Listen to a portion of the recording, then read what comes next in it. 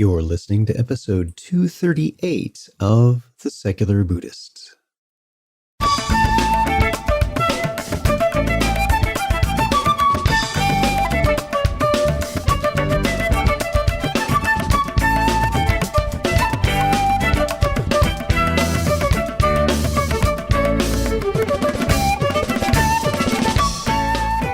Welcome to The Secular Buddhist. I'm Ted Meissner. The Secular Buddhist is the official podcast of the Secular Buddhist Association, a grassroots-driven effort to answer the needs of secular teaching and practice for contemporary society. The podcast has interviews and roundtable discussions pertaining to engaged Buddhist training and practice, and the SBA website has show notes for each episode along with resource materials. Though the podcast focuses on core practices from a secular viewpoint, more traditional teachings are welcome and openly discussed. Ken McLeod joins us to speak about A Trackless Path, translation of a key poem of the 18th century Tibetan mystic Jigme Lingpa.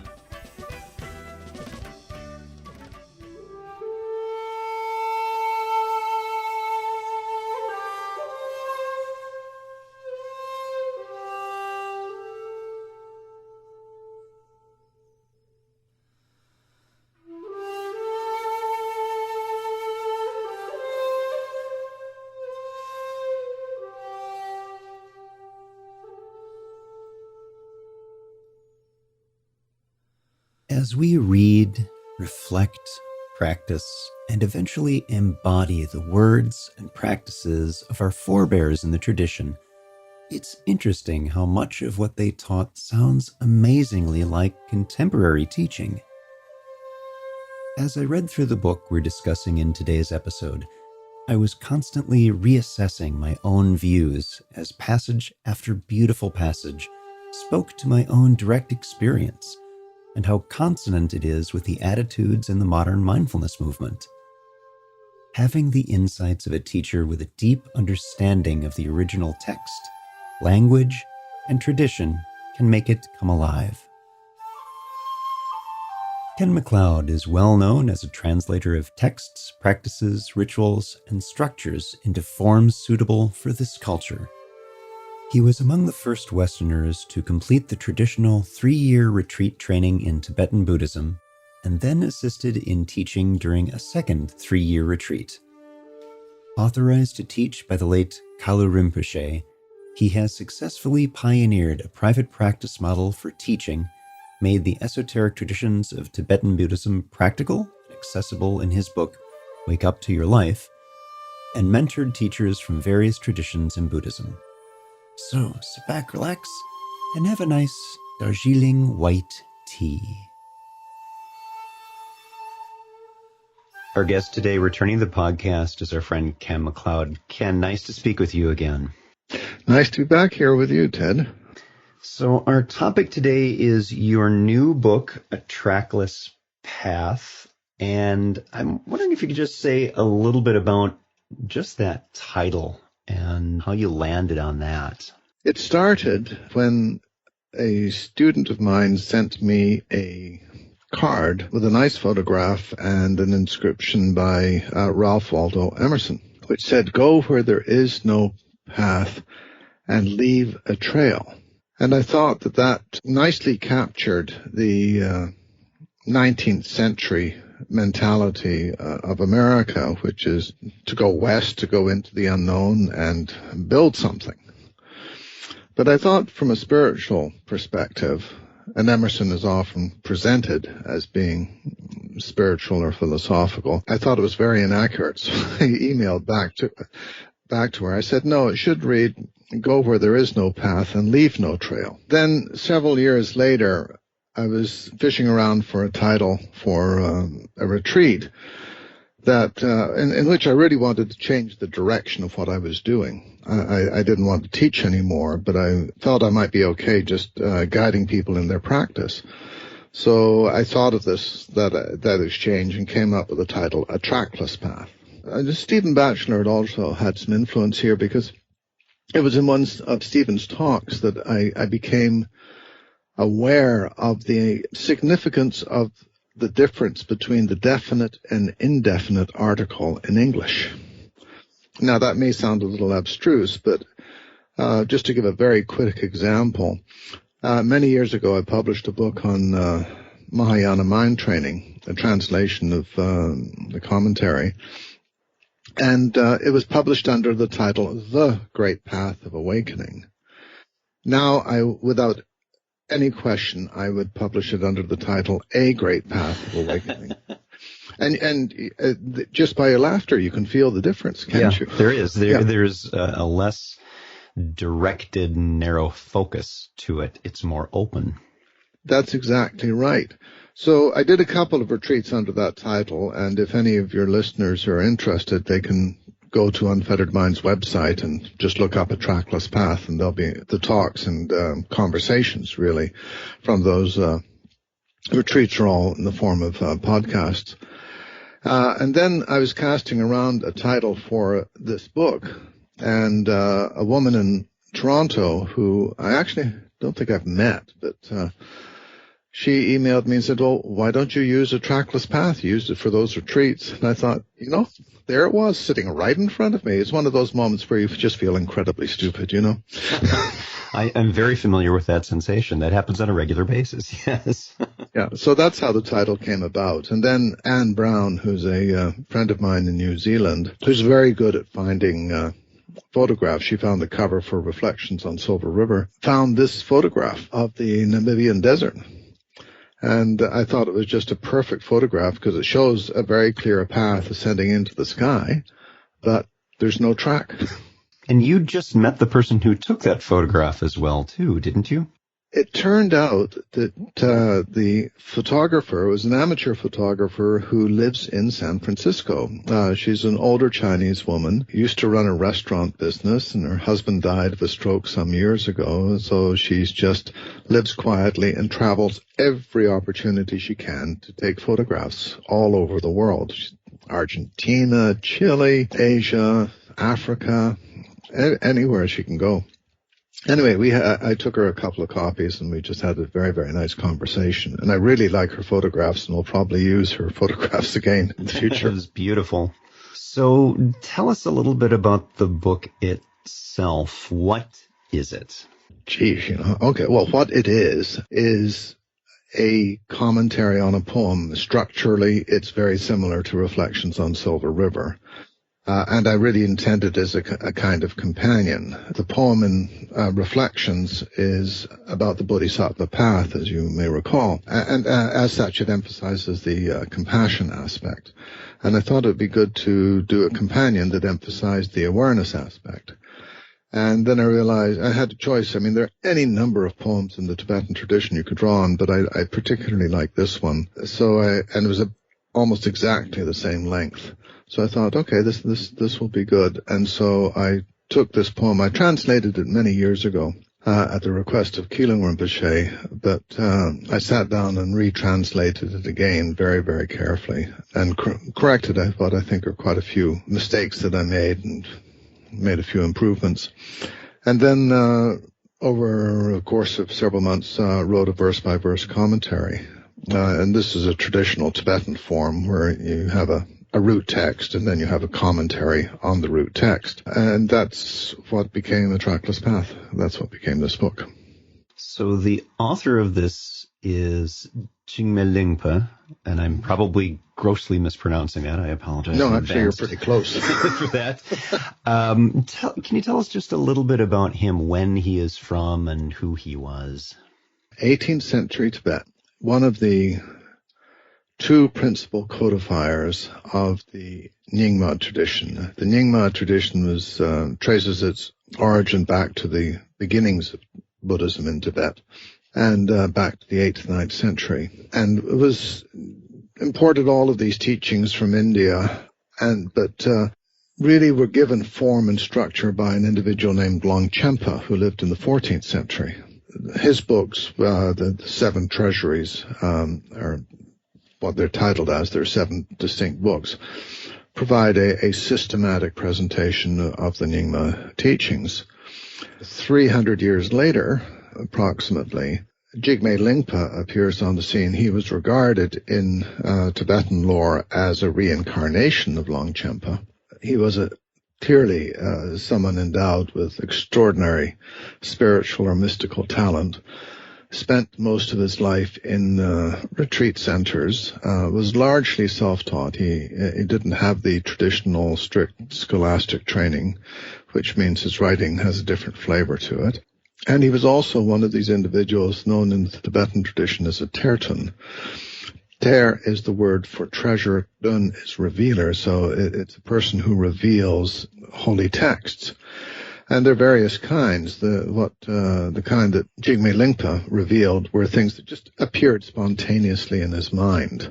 In Tibetan, they're called gong ter. So these whole bodies of work and whole poems and whole books and he would just write them down. And this is one of many, many poems that he wrote. He's quite a prolific writer.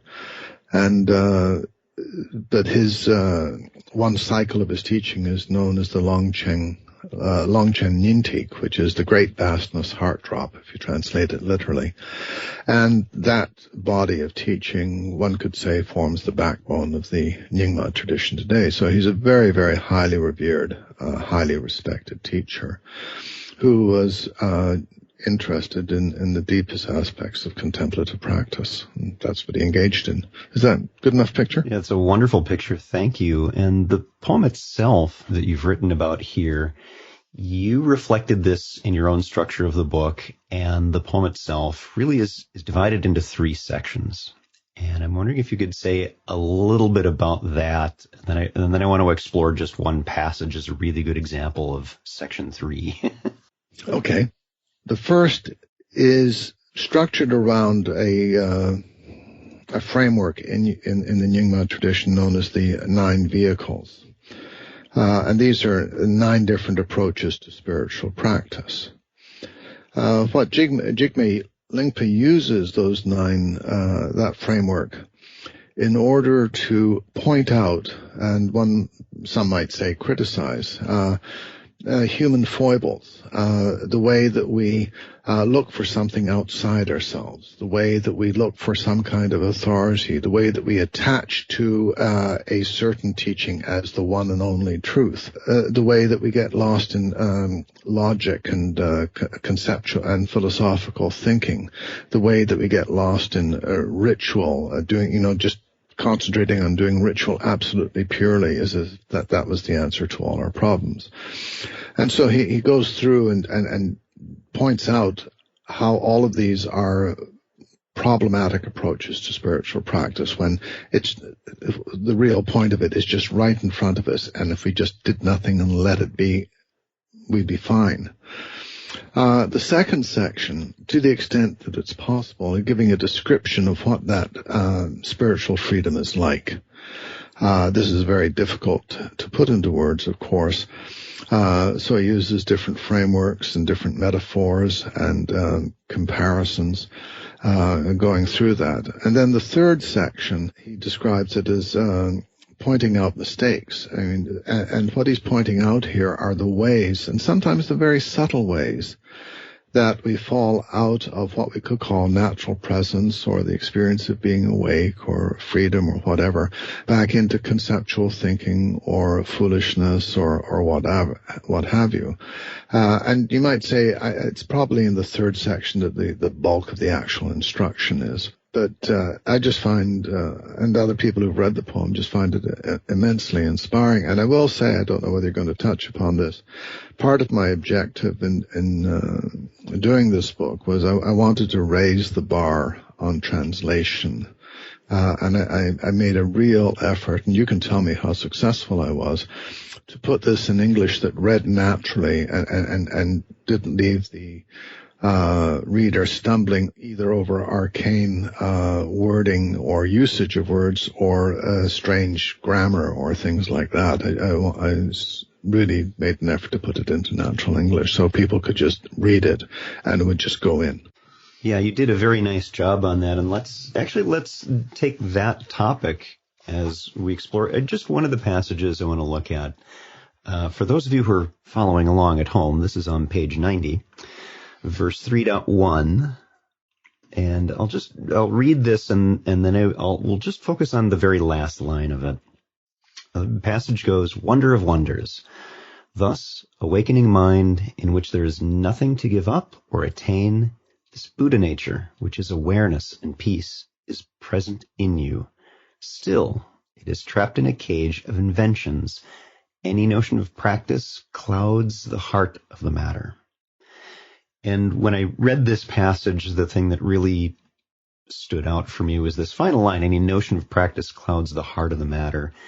And your commentary about that is very insightful, that we inevitably have an agenda when we have this notion of practice. Can you say a little bit about that and your translation and how this is one of those admonishments and kind of training guides? Well, you pick a very interesting verse. Other people have focused on that verse as well. They find it very helpful, in the cage of inventions phrase particularly. Let me say a word about translation and about a very significant difference which is often overlooked between, I would say, Buddhist or Sanskrit and Tibetan language and Western languages. Western languages, for the most part, and particularly English, are ontologically based. That is, it's about saying what exists and what doesn't exist. And that the notion that things exist in some way is very, very deeply embedded in the language. The subject-predicate structure of English sentences illustrates that. Whereas Buddhist thought in general and the language is all epistemologically based. That is, it's about how you experience things. And I always had tremendous trouble when I was translating for Kala Rinpoche, because people would ask, does Avalokiteshvara or Chenrezig exist? And Rinpoche would say, yes. And people would say, how do you know that? Because people have had dreams and visions of him. And just in that exchange, you see what I'm talking about. The Westerners are asking, does it exist in some kind of external sense? And Rinpoche is saying, yes, he does exist because people experience him. And this kind of differentiation colors everything. So, you know from your own training, the famous koan, Joshu's Mu. Does a dog have Buddha nature? And says Mu, which I think could possibly be rendered as no idea. And so this is often, does Buddha nature exist? But one way of taking Joshu's comment is, does a dog have Buddha nature? He's saying, I have no idea what a dog experiences. I'm not a dog. It's a senseless question. It's immediately setting up a dichotomy, a one or the other.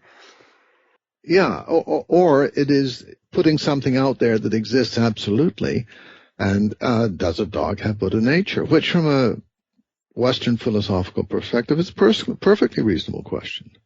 But if you look at it as an experience, does a dog experience this immediate oneness and openness, which is what Buddha nature is referring to? I don't know, I'm not a dog. I mean, Wittgenstein said the same thing, the only way we can converse with a lion is if we were a lion. So when he's talking about Buddha, read the stanza for me again, if you don't mind. I think it would be helpful for listeners to keep it in mind. Thus, awakening mind in which there is nothing to give up or attain, this Buddha nature, which is awareness and peace. Let's stop right there. Okay. That is describing an experience, not a philosophical or ontological entity. Okay? And you can have that experience where you're just there and everything is complete in that one moment. That's what Dzogchen is referring to, because Dzogchen means great completion. And it's a way of experiencing life so that every moment is complete in and of itself. And so there's nothing to get from outside, and there's nothing to give up in order to get there, if you see what I mean. So that's what he's referring to. Now, it's trapped in a cage of conventions, right? Or we are trapped in a cage of conventions. So we're constantly thinking, there's something I need to do here or something I need to stop doing, right? Yeah, and there's no sense of being instead of doing. Yeah, you could look at it that way. And that's why he says in the last line, any notion of practice clouds the heart of the matter. Because when you sit this way, just get rid of any of trying to do anything. Now, this is a little bit misleading, because, I mean, there are probably a few people who can approach that way of practice without any prior effort or prior instruction. But they're very, very few. For most of us, if we tried to sit down and just do nothing, we just get lost in confusion. I don't know about you, but that's certainly what happened to me. And it's also what happened to Milarepa. His first teacher after he gave up black magic and sorcery was a Dzogchen teacher who gave him a very, very similar instruction. And so he literally did nothing, figuring, yeah, I'll just get enlightened. And when that teacher saw that he wasn't getting anywhere, he said, yeah, this is not your practice. Go and see Marpa. And then he went through all of those hardships and the rigorous training that Marpa put him through. And that's the point. I don't know if you take skiing or you take pottery. Those are two things I'm somewhat familiar with. But you can take music. Did you see a movie called The Last Quartet? I didn't. I've heard of it, but I haven't seen it. Yeah, it's quite a wonderful movie. But the last scene, the lead violin, and these are extraordinarily accomplished musicians. But the lead violin, the first violin, has always provided extremely detailed annotations as to exactly when to increase the volume here and exactly when to decrease here and when to slow it down a little bit here, et cetera, et cetera. And so his score is just peppered with all of these notations so that as they're playing, he knows exactly what to do. But the movie traces the evolution of the group through a very painful transition, and it's quite wonderful from that perspective. But the very last scene is that the second violin, they're just about to play one of the pieces that they love, and they're putting the music, and the second violin picks up the music of the score from the first violin and puts it away. I'm saying him, play this from memory, just play this by feel. And that's analogous. I'm using that as an example. And at this point, having gone through the transition, the first violin is saying, okay, I'll try this, but it's like the first time he's ever doing it. And I bring this up because when Jigme Lingpa says, any notion of practice clouds the heart of the matter, in order to practice that, unless you're one of these very rare people who has an intuitive sense of this, you've got to have a pretty clear notion of practice to know what you're letting go. And not only that, you also have to have certain kinds of abilities, which are both in terms of capacity, in order to be able to hold experience without getting distracted, and natural skill, or a skill that has become so much part of you that is just second nature, in meeting thoughts and feelings and emotions so that you aren't knocked off balance. And now you can just let your mind go and just be there. And if you have that prior training and development and everything like that, then you find yourself entering a totally different kind of presence. And that's what Jigme Lingpa is trying to point to. Mm-hmm. It's a little difficult. I was thinking about this. It's funny that you bring it up, that it would be very difficult to start as a beginning meditator with this kind of guidance. And we can put some boundaries, warning stones about, here's some stuff that's going to happen. Be aware of that. But you can't really dive deep into it until you've had some grounding experience with practice. It seems that way to me, but I have to be very careful for two reasons. One, there are people who have sufficient talent. They're like talented musicians or talented athletics. I mean, when I was teaching math in Canada years and years ago, the teacher I was working with said that he was into golf, and he said there was one of the students in the school, teenager at that point, had such natural athletic ability that the very first time she picked up a golf club, she hit a round of 80. That's how good she was. And so you get people like that in spiritual practice. They're born with it or something like that. So those people can absolutely do this right from the beginning, but there are not a lot of them. And if you're not that way, and I certainly wasn't, then you've got to develop skill and you've got to develop capacity. And I remember during the retreat I was doing with Keeling Rinpoche, and Keeling Rinpoche was the person who gave me this text to translate back in 2003. I had an interview with him towards the end of the retreat. And the retreat had been very profound for me. I mean, it was a major turning point. Things that had been incubating for a long period, and certain problems that I'd had, they all certain things came to flower, other things let go, and so it made a very big difference to me. And I was talking to him about this, and he was going, yeah, and he was kind of not very interested. And then I said, there's no way that I would have ever got to this, and it's really increased my appreciation of how important it is. And I used a standard Tibetan phrase, which is usually translated as "gather the accumulations and clear away obscurations." Tsotsak Drijong is the Tibetan phrase, which you'll hear again and again, and it refers to all of the kind of traditional practices where you're doing prostrations and purification practices and offerings and prayers and all of the stuff, which doesn't seem to have much to do with direct awareness in any tangible way, but are regarded as important. But they lay a foundation. They prepare the mind and body, and what I've come to appreciate is very subtle, indirect ways, so that these kinds of possibilities can open up. And I don't know where things go in the future, but I just don't see a lot of people putting a lot of time into that kind of stuff. And yet, if you're into serious contemplative work, something like that, I think, is virtually essential for most people.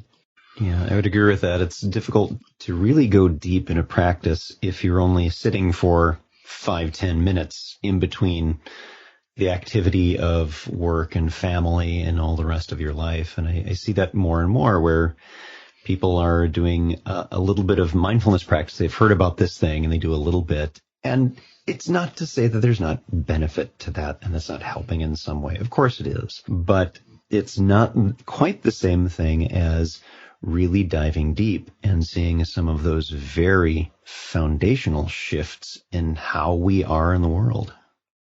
I agree. I mean, I was teaching a commentary on another poem, one by Tilopa, who was one of the great Indian contemplatives or Mahasiddhas.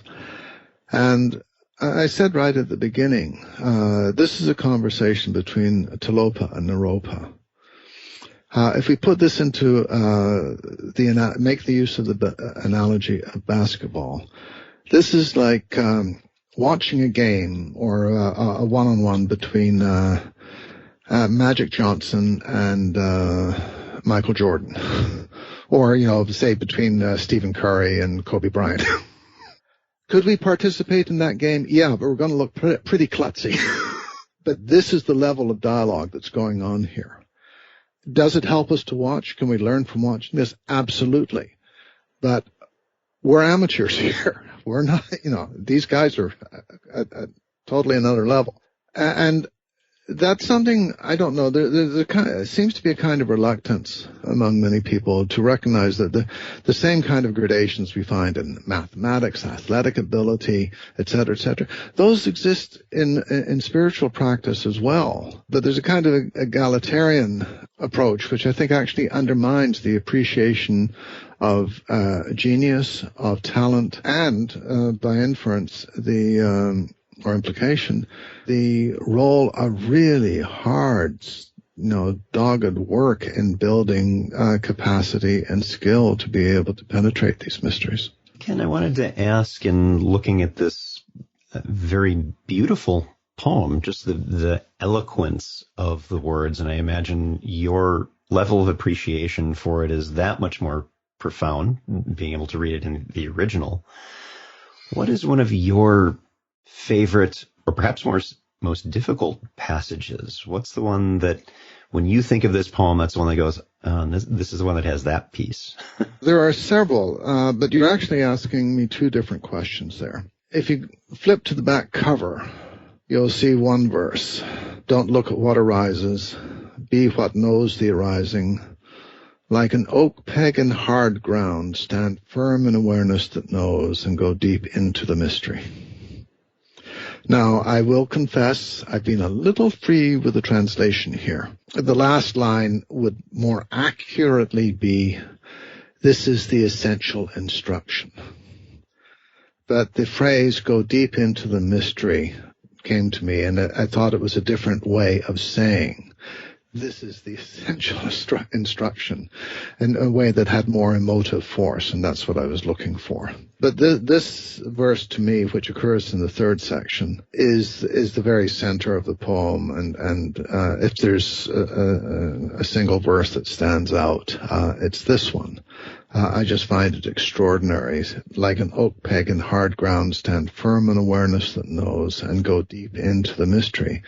Now, I'm sure you can relate to that and to the feeling expressed in that poem from your Zen practice. Because I think there's a lot of similarity between what Jigme Lingpa is describing and certain aspects of Soto Zen, and probably Rinzai, but Rinzai relies more on the koan sequence, at least in the beginning. And the other thing that I like about this is it doesn't give you any promise of where you're going to go. You go deep into the mystery. You're going deep into the unknown. And that's another quality that has become very important to me over the years, is that Peter Sloterdijk in his book, You Must Change Your Life, actually says this, that as you progress in contemplative practice, the goal becomes less and less clear. You start off, I'm going to get enlightened, but increasingly, what does that mean? And you find yourself entering a mystery. And as practice matures, the mystery itself becomes of value. And I guess you accept the wonder of not knowing, and not knowing at a really, really profound level, though it can be very, very difficult, if you follow.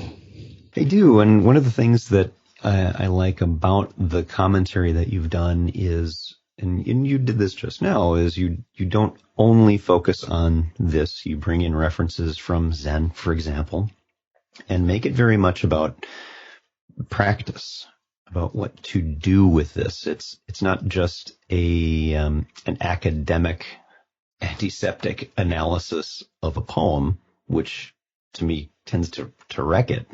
This actually enriches it, because your commentaries are based on us as perhaps contemporary Westerners who might not always grasp some of the nuances of this.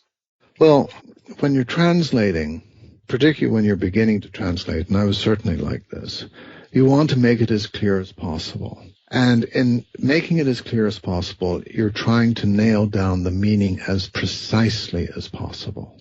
But what that does often is it produces a translation in which there is no ambiguity and a very little room for nuance, because you're trying to be really clear.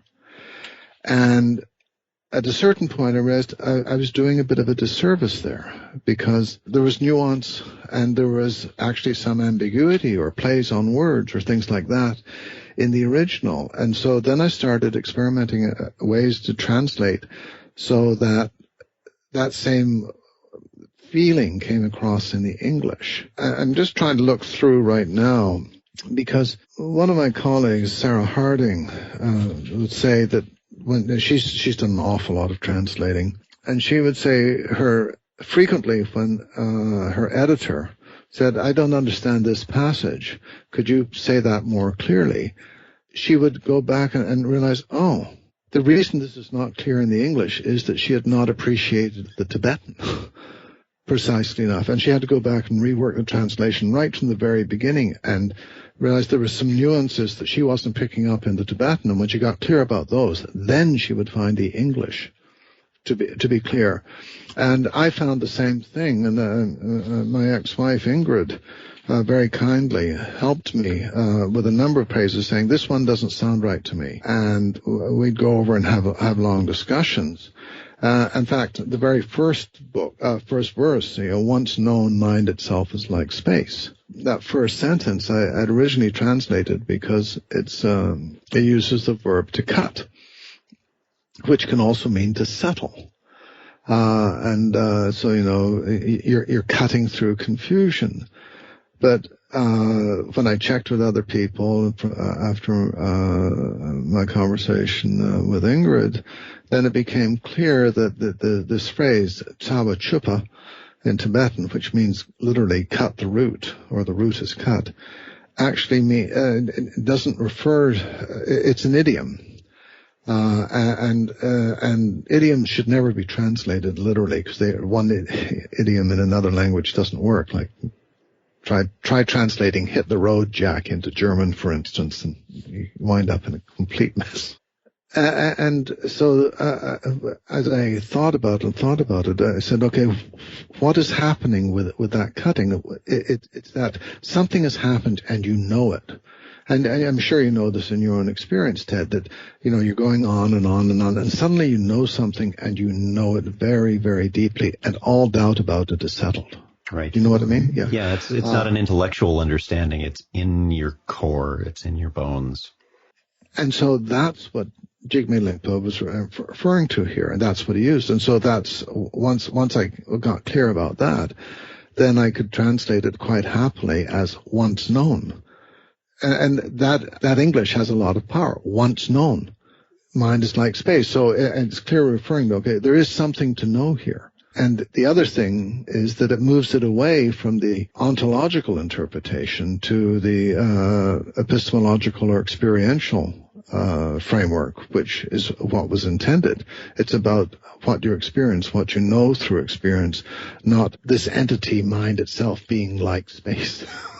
Right. And one of the things I appreciate about this, just that one sentence, is a great example of how this is, as a poem, it is as dense as poetry. And even that handful of words is best felt and understood and known by giving it some time, by really tasting the flavors of what's there and unpacking it and embodying it, living with it for a bit, sitting with it, not just reading it like one would read a dime store novel and just zoom through. No, you need to take this one little bit at a time, or it's too much. Well, that's exactly why I decided to publish it in hardcover. I hope that people will, as they say, put it on their nightstand rather than their bookshelf. And hardcover just works much better when it's being constantly thumbed and referred to again and again. So that may have been a bit of arrogance on my part, but I'm hoping it will be a book that people will just come back to again and again through their years of practice for further guidance, because I think it has that potential. It does, and I think the thing that resonated with me, and it was an odd sensation, a balancing act of, this is something that is from a very, an older tradition, and it speaks directly to that tradition. And yet, and particularly in the third section, a lot of what's in there, if you took off, the beginning of some of the phrases, wonder of wonders part, if you took that out and just switched this from being poetry into just commentary itself, this is something I would find in many of the mindfulness books. It's pointing to a very similar area of experience and practice. And that was an odd sensation of being in the middle of that and them not being in conflict at all, but being very complementary. Well, I think it goes a bit even further than that. I'd like to think that this book would also appeal to people in quite different contemplative traditions, Christian, Jewish, Sufi, because I don't want to get into whether all religions have the same goal, because I don't feel that is the case at all. But when it comes to practice, when it comes to technique, when it comes to how you work with stuff, if you learn to ride a horse in Mongolia, you probably know how to ride a horse in North America. So, Ken, what else would you like to share with the audience about the book before we just talk for a moment about the video, which I'll be embedding on the episode page? Is there anything else you want to mention?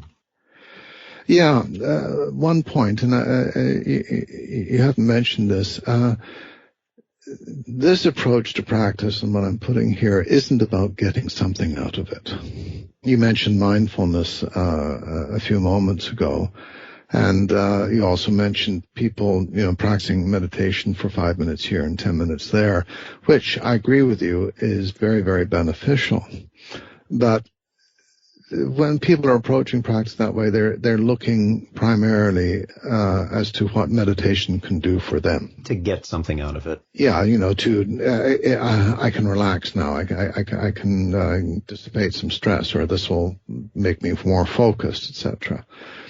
And to be quite honest, I find that kind of transactional relationship with spiritual practice or whatever, very, very unfortunate. In the introduction, I talk a little bit about how the kind of practice that Jigme Lingpa is referring to is much more of a calling. It has some similarities to artistic endeavor. And I very, very much doubt if Jigme Lingpa ever thought about what he was going to get out of it. This is just something that he did, and he lived and breathed. And I found my own experience often at odds with people, because they would come and say, well, what have you got out of mindfulness? Or what have you got out of your practice? And they would look at them and saying, well, I got a lot of pain and misery out of my practice. Is that what you mean? And they, no. What benefits did you get? I said, I'm just going to sit there, scratch my head, because I just don't think in those terms. And, and interesting, I think you and I may have discussed this at one point.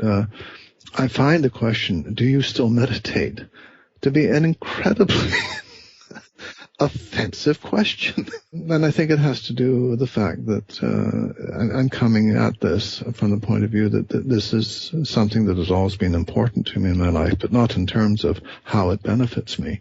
So I would encourage people who pick this book up, don't read this from the point of view of how is it going to benefit you. Read it from the point of view, what does it awaken in you, if that makes sense. I think that's beautifully said. And that question comes up too, thinking of an individual emailed saying, I've meditating for maybe 10 years now, and I see you've been doing this for a long time. Why do you keep doing this? Because I'm about ready to stop. And two things came up for me as responses. One is the needing this in the same way that another person might need insulin. This is part of what I need to function as a social human being due to, just who I am and my own background. But also each moment itself is unique. And again, not meaning that in any supernatural way or any magical thinking sort of sense, but in that it is very different from one moment to the next as I truly experience it because of the complexities of experience. And so that itself, just embedding oneself, for want of better terms, around what we're doing in just being, is itself a worthwhile endeavor. There doesn't need to be something that you get out of it. Yeah, I agree. And there's a story about Saraha, who's one of the great Mahasiddhas in India. But he meditated on Vajrayogini, who's one of the tantric deities. And he did this for years, something like 10 years. And he didn't have so much as a dream sign. Visualizing her, and probably visualizing her in great detail with, very great clarity, and reciting the mantra, etc., etc. And finally he was so disgusted and so disappointed that he threw his rosary, his mala, down a latrine, which, as you know, in Indian culture is the greatest insult you can imagine. And he said, I'm done. I worked at this. I haven't got anything out of it. I'm done. And went to sleep. And then he had a dream of Vajrayogini holding a crystal rosary, giving it to him, saying, "Did you lose something?" And then she gave him instruction on how to meditate on non-duality, which, as you know from your own experience, Ted, involves, if you want to, quotation marks, meditate on non-duality, then you have to give up any effort because, as Jigme Lingpa says, any sense of practice clouds the heart of the matter. It immediately puts you in opposition if you're trying to do something. And so it was a very powerful instruction. He went on to become one of the great mystics in that tradition. So this business of I'm going to get something out of it is, it's fine if you're in the throes of life, but when it comes to contemplative practice, if you want to go into the mystery, then you really have to let that go and let it go pretty completely. And that can be very difficult. It's easy for us to understand how to open our hand and let go. But just the idea of letting go with your heart, with your mind, that's a different kind of animal. And we don't always know how to do that or feel into how to do that. We conceptualize letting go as again, something out there, something that we do. And it's not. And as you and I, the last time we spoke, just a little bit on that idea of when we let go of the breath, we take a few intentional, deep, slow breaths. We're controlling it. We're holding it. And then we let it go. We don't stop breathing when we do that. It happens on its own. Same thing with thought or with feeling. Letting it go doesn't mean we're pushing it away or stopping it. It's still happening. We're still aware of that. We're still experiencing that. And that's a very difficult concept, that letting go is not like when we let go of something from our hand and it drops and then there's no connection anymore. It is very different. And one of the things, I really like your description, one facet, additional facet, is that the letting go that you described there is, and I think this is why it can be difficult, it's absolutely terrifying. And that's what Jigme Lingpa is pointing to in this poem, is all the subtle ways we hold on to something because we're holding on to an idea of who we are or who we are meant to be. And just to let that go and let ourselves be in life in the same way that we can let the body just breathe on its own, it's not so easy. Right. Simple but not easy. Again, I do want to talk for just a minute, because it is so beautiful and such a wonderful introduction to the book, about the video that was done. And I'll be embedding this on the episode page for this episode. Could you speak about that for just a moment? The video, yeah, I'd love to. The video was done by a couple of people that I think I credit in my notes on the video. Jake and Erica at a company called Troika Design Group, which is a branding visionary firm in Los Angeles. And I've been consulting with them for many years. I currently sit on their board of advisors. And I just sort of offhandedly said to the CEO, would you be interested in making a video promo for this book? He said, absolutely, Ken. So it was a very, very kind gift from them. A guy called Dale, whom I know there, is one of the creative directors. He oversaw the whole thing. And they're pros at this. This is exactly their field. So they just sat me down in one of the offices with a video camera, and they interviewed and talked with me, hour and a half. And then they just said, we'll get back to you. And a couple of weeks ago, Dale sent me an email saying, "Oh, here it is, and you can download it here." And I watched them, and that really is kind of neat. Because this is, out of all of the stuff, and I gave them a bunch of the publicity material that I developed. But this is what they're very good at. They just distill it down to what they feel is its essential message. And I think they captured something there in the video. So I was very happy with it. Beautiful job. Our guest today, Ken McLeod. You can find out more about Ken's work on unfetteredmind.org, which will be linked on the episode page for this episode. Ken, thanks for being here. Thanks very much, Ted. I really enjoy our conversations and look forward to more of them in the future.